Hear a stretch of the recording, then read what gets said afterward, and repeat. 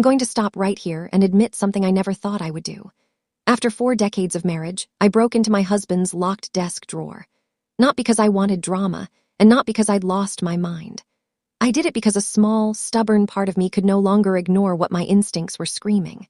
That drawer had always been off limits, the one place in the house that felt like a border line. I crossed it anyway, and what I found inside didn't just answer my questions. It rewrote my entire life, all at once, like someone tore out the pages and replaced them with a stranger's story. My name is Elaine Parker. I'm 59 years old, and until about 5 months ago, I would have described myself with the same safe labels I'd used for years. I was Mrs. Thomas Parker, wife of a respected wealth manager, mother of 2 adult kids, and a part-time accounts clerk who still kept a few small clients because I liked having something that was mine. We lived in a tidy, comfortable neighborhood in Montgomery County, Maryland, the kind of place where people argue about school fundraisers and recycling bins, not betrayal. Our street looked like stability. That's what I told myself we had. Stability, a shared history, a life built carefully year after year. Thomas and I met when I was 22 and he was 25. I was newly employed at a mid-sized accounting office in downtown D.C., proud of my first real paycheck, proud of being independent. He was smooth in that polished way ambitious men can be, always speaking like he had a plan, always moving like time was chasing him. We dated fast, got engaged fast, married fast. Friends called it impulsive. Older relatives warned me that charm wears off. I remember defending him like it was my job, and for a long time I believed I was right. We weren't perfect, but we were steady. That's what I thought anyway. We raised our son, Caleb, and our daughter, Nora.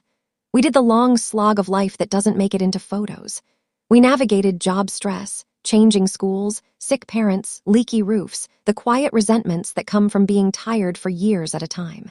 Thomas's career climbed while I handled the practical pieces at home, and I didn't resent it because we were a team.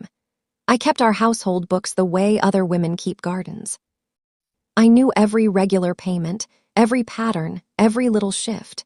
Numbers are honest even when people aren't.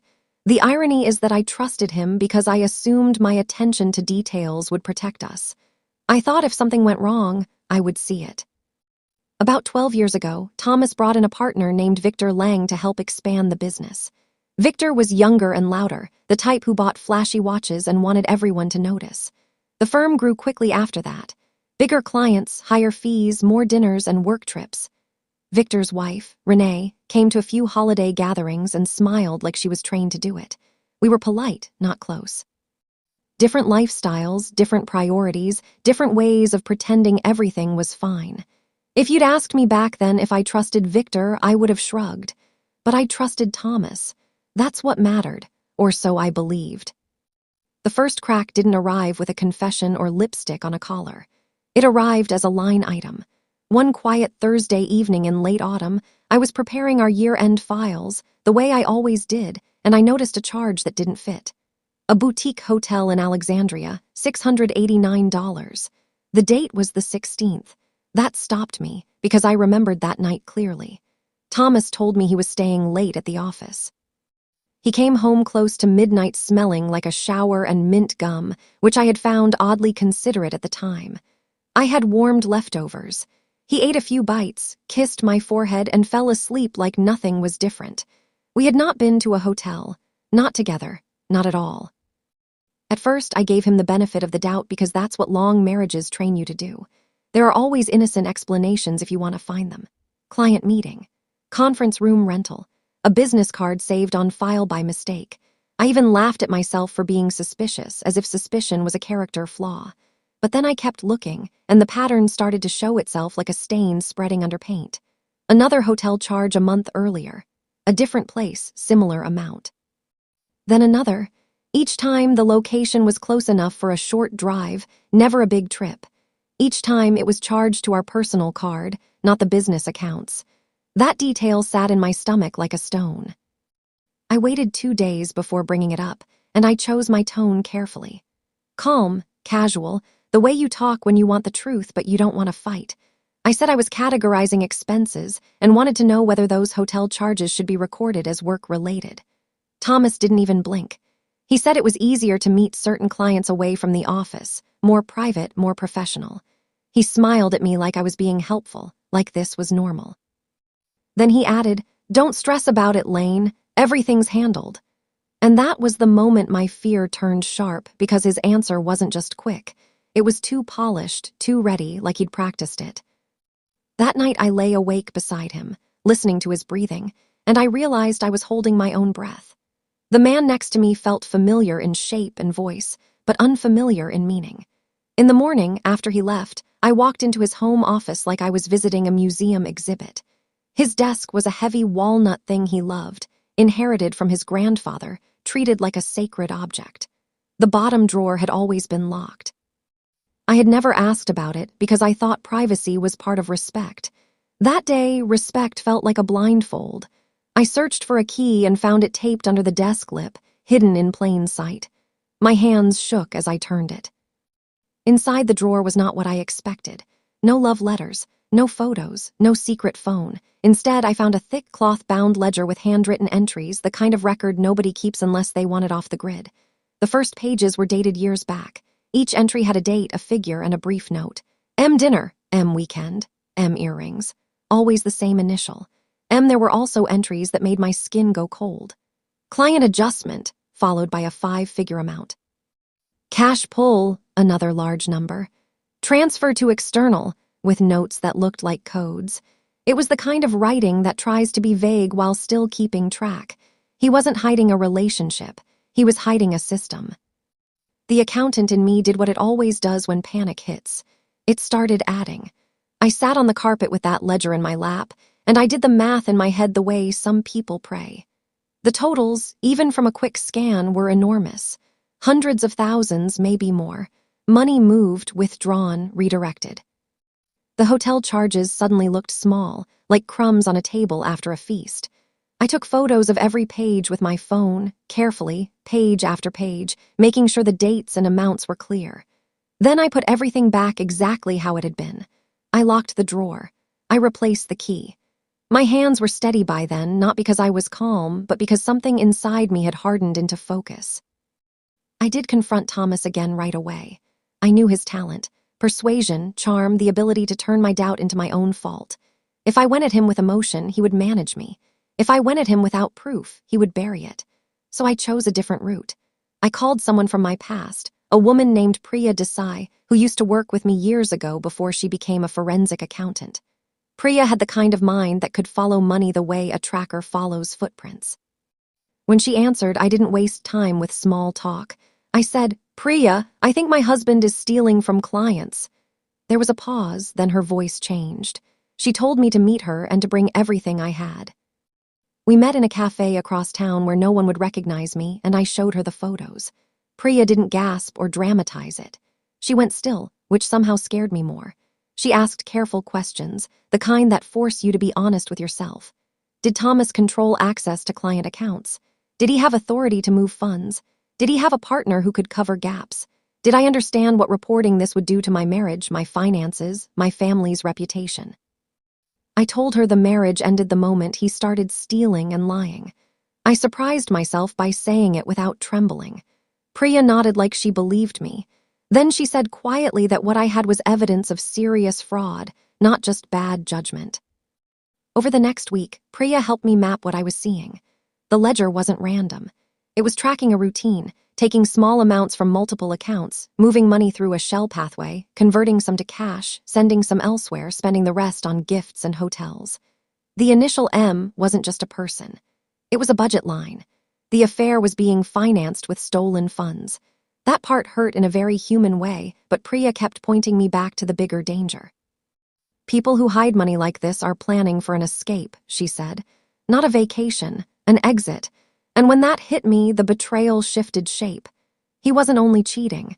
He was preparing to leave and to land somewhere safe while others fell. The identity behind M didn't take long to find once Priya knew where to look. It was Marissa Cole, 32, a consultant who had done branding work for the firm a couple of years earlier. Her social pages were full of the kind of glossy life that can be built on someone else's wallet. Weekend getaways, expensive dinners, jewelry photographed in perfect light. No partner's face, just hints. Priya matched dates from the ledger to posts and hotel charges. It lined up too cleanly to be a coincidence. Seeing it in black and white made my stomach turn. Marissa wasn't the center of the story, but she was the proof that my husband had been living a second life while coming home to mine. Then Priya uncovered something that changed the game. Thomas wasn't acting alone. Victor Lang, the partner, showed the same patterns across certain accounts, the same style of withdrawals, the same kind of coded notes in internal records, the same external transfers that didn't match legitimate operations. Priya told me to sit down when she said it, like she was delivering bad medical news. Two men were doing the same thing in parallel. Either they were covering for each other or they had built it together. My mind went immediately to Victor's wife, Renee. Priya had noticed movements in their personal banking that looked like a woman testing her access, checking if she still had control. The implication was obvious. Renee suspected something too. I couldn't shake it. Renee had always looked slightly anxious at gatherings, like she was holding herself together with pins. I decided to call her before fear talked me out of it. I used a number from an old contact list and asked if she could meet for coffee. There was a long silence, then she said very softly, "I wondered when you'd call." We met in a busy place halfway between our neighborhoods, where we could blend in and not look like we were plotting. Renee arrived late, wearing exhaustion like a coat. When we sat down, she didn't pretend. She asked how much I knew. I asked how much she knew. She said she'd found receipts months earlier and then started watching the money. She admitted she'd been too scared to confront Victor because he controlled everything. I told her the truth, all of it, but I chose my words carefully. I didn't want revenge theater. I wanted accountability and protection. I explained the ledger, the client money, the coded transfers, and the woman named Marissa. Renee listened with tears gathering but not falling, like she'd cried too much already. When I finished, she stared at her cup and said the sentence that made me respect her instantly. She said if the money was stolen from clients, then none of their comfortable life was real anyway. She asked what I planned to do. I told her I planned to report it to every agency that mattered and file for divorce at the same time so they couldn't stall and hide. Then I told her I couldn't do it alone, not if Victor's records could strengthen the case. For the next few weeks, Renee and I lived double lives. By day, I played the part of normal wife. I made dinner. I asked about Thomas's meetings. I nodded at his excuses. I hated myself for how easily I performed, but I hated him more for forcing me into it. Renee did the same, smiling through clenched teeth while quietly gathering documents from Victor's home office and secure storage. She photographed statements, internal memos, account lists, anything that showed movement between client funds and personal benefit.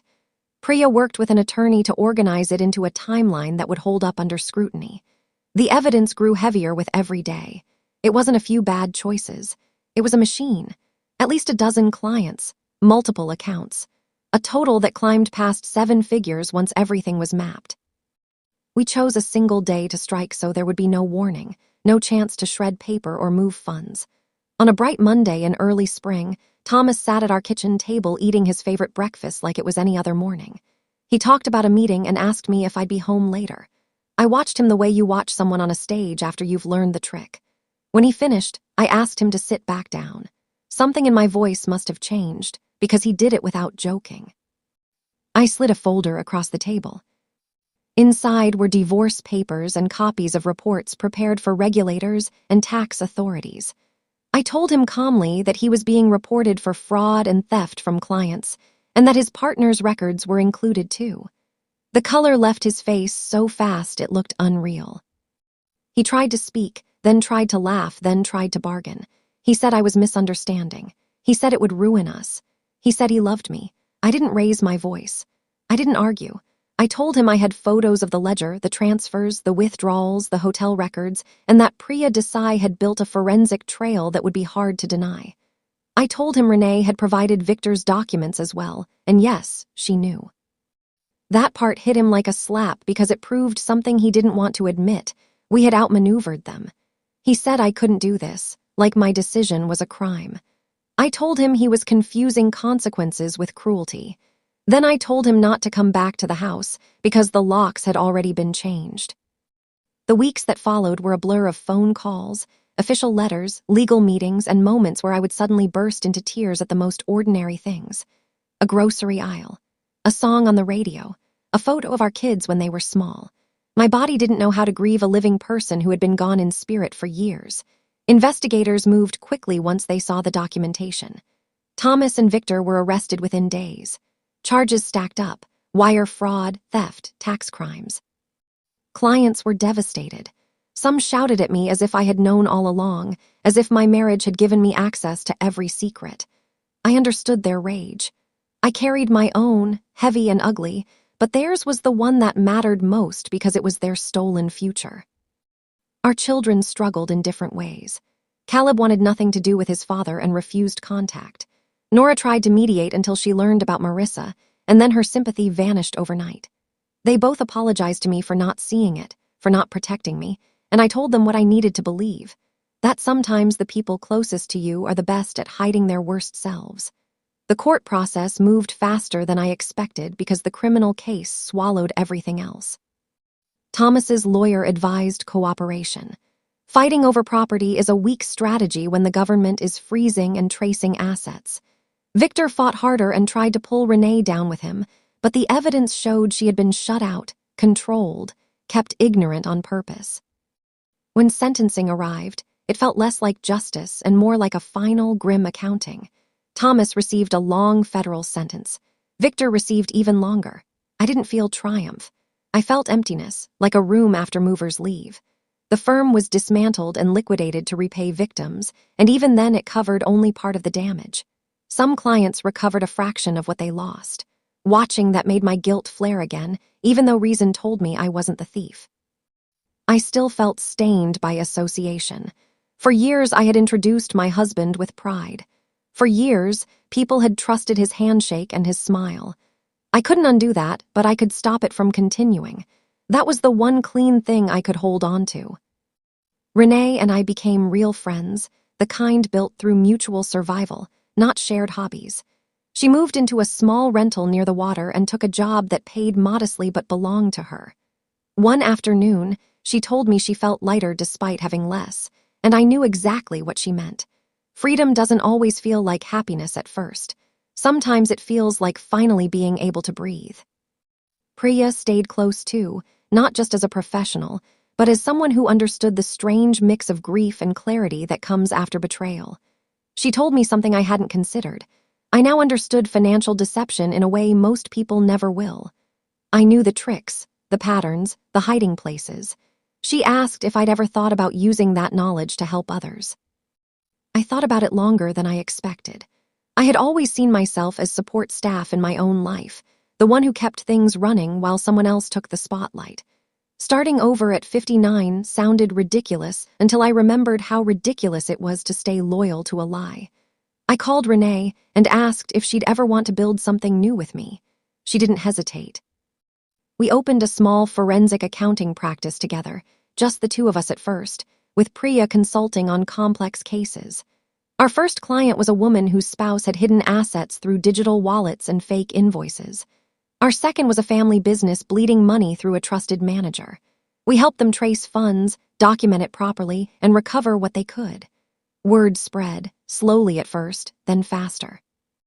One evening nearly a year after I'd found that first hotel charge, I stood in our modest office watching the late light hit the windows, and I felt something I hadn't felt in decades: ownership of my own life.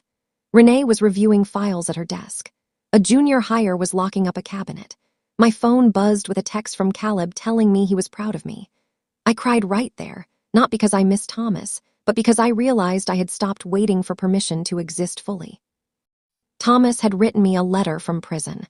I read the first few lines, saw the familiar language of excuses dressed up as regret, and I threw it away. I didn't need an apology to move forward. I needed distance, truth, and work that made sense. I won't pretend the hard days disappear. They don't. There are mornings when I miss what I believed I had, and evenings when anger returns like a headache. There are moments when I feel foolish for trusting him so long, and moments when I feel proud that I finally stopped. But most days, I feel grateful in a quiet, steady way. Grateful that one inconsistency in a statement woke me up. Grateful that I opened the drawer. Grateful that I found evidence before he could vanish with it. Grateful for Renee's courage, for Priya's skill, for my children's loyalty. And grateful that when I look in the mirror now, I don't have to lie to myself about the life I'm living. That locked drawer didn't just contain proof of betrayal. It contained a choice. I could have closed it, relocked it, and decided that comfort mattered more than truth. I could have convinced myself that long marriages require swallowing doubts, that it was safer to keep the peace, that I was too old to start over. Instead, I chose the painful truth and the work that followed it. It tore down everything I had built with him, yes, but it also cleared space for something that belonged to me. So when I tell you I broke into my husband's locked drawer after decades together, I'm not telling you because I'm proud of the act. I'm telling you because that single decision gave me back my life.